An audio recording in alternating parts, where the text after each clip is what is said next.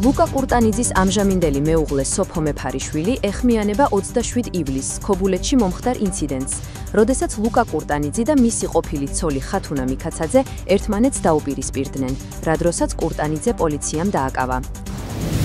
ჩემი მეუღლე ლუკა კურტანიძე არ არის მოძალადე. აღნიშნული ქალბატონი მაშინ, როცა მას დამცავი ორდერი ჰქონდა გამოწერილი, რეკავდა ოლიმპიურ კომიტეტში და ცდილობდა შეელახა მისი პატივი და ღირსება. უკვეთავდა სტატიებში ჩემზე და ჩემს მეუღლეზე. ორჯერ ჩალეწა ლუკა კურტანიძის ქობულეთში მდებარე ქონება და პოლიციისგან იყო გაფრთხილებული. დადიოდა ჩემს უნივერსიტეტში და იკვლევდა ჩემი ნიშნების ფურცლებსა და დასწრებულ დროებს. უყურებდა ჩემს ლაივ სტრიმებს და ჭრიდა ფოტოსურათებს.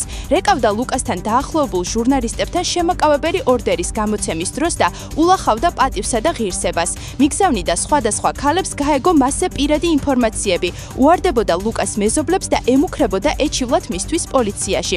ყოველთვის დგამდა სპექტაკლებს, რადგან იცოდა ლუკა ალალი გულის ადამიანი იყო. დააკარგინა თანამდებობები, უსმენდა ლუკა კურტანიძის შვილებს და თქვენ კიდევ იძახით, რომ ჩემი მეუღლეა მოძალადე, წერს სოფო მეფარიშვილი.